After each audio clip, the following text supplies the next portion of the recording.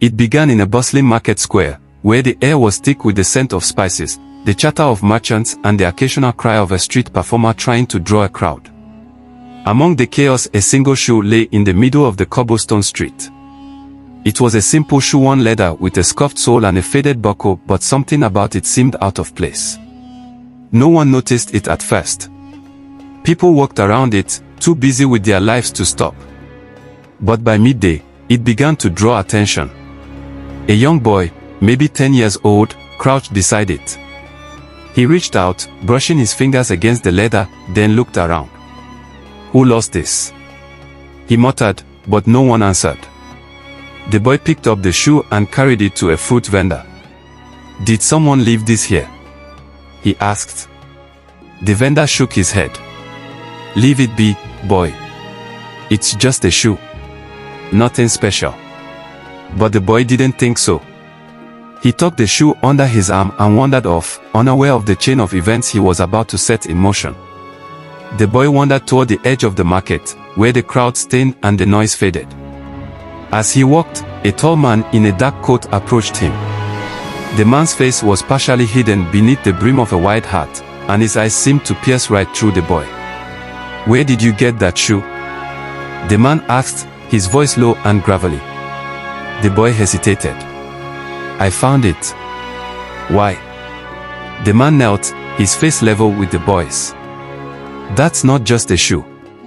It belongs to someone important. Someone who's lost their way." The boy blinked. "How do you know?" The man smiled faintly, but it wasn't a kind smile. "Because I've been looking for it. And now that I've found it, I think it's time for you to give it to me. What would you do in this moment? Trust the stranger or run? Share your thoughts, your decision could change everything." The boy clutched the shoe tightly. Something about the man felt wrong. Dangerous. He shook his head and turned to run, the shoe still in his grip. The boy weaved through narrow alleyways, his heart pounding. He could hear the man's footsteps behind him, steady and relentless.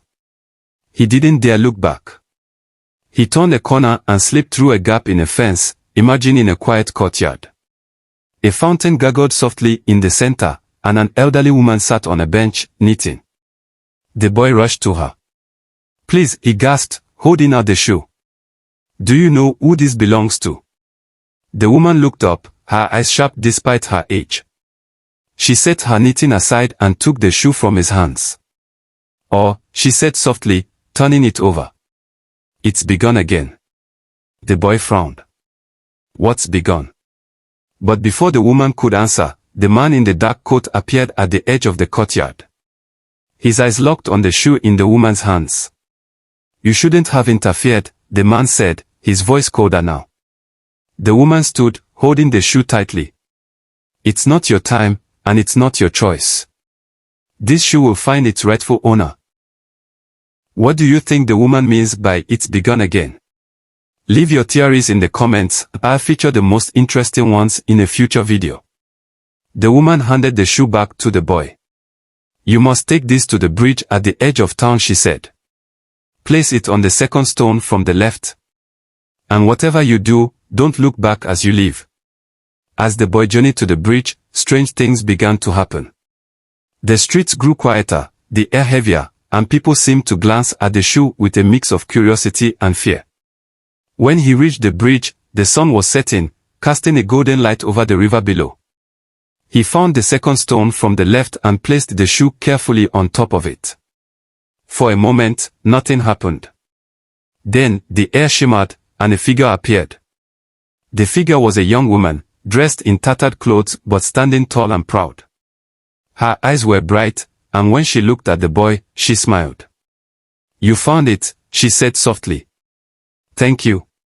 The boy stepped back, startled. "Is this yours?" She nodded, picking up the shoe and slipping it onto her foot. As soon as she did, her appearance began to change. Her clothes mended themselves, her hair smooth, and a golden light surrounded her. "I've been waiting a long time for this," she said. "You've done more than you know."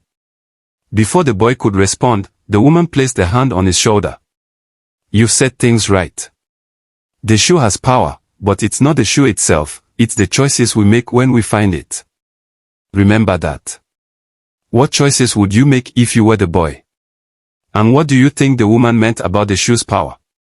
Let me know your thoughts in the comments below. The boy returned to the market square, feeling as though he'd woken from a dream. But the world seemed different now, brighter, somehow. He never saw the woman again, nor the man in the dark coat.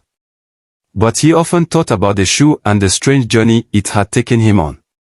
Years later, as an old man, he told the story to his grandchildren. And as he spoke, he noticed a pair of shoes sitting by the door, simple, worn leather with scuffed soles and faded buckles. And he smiled, knowing the story wasn't over yet.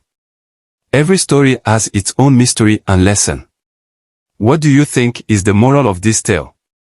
Drop your interpretation in the comments, and don't forget to like, share, and subscribe for more stories like this one. See you next time.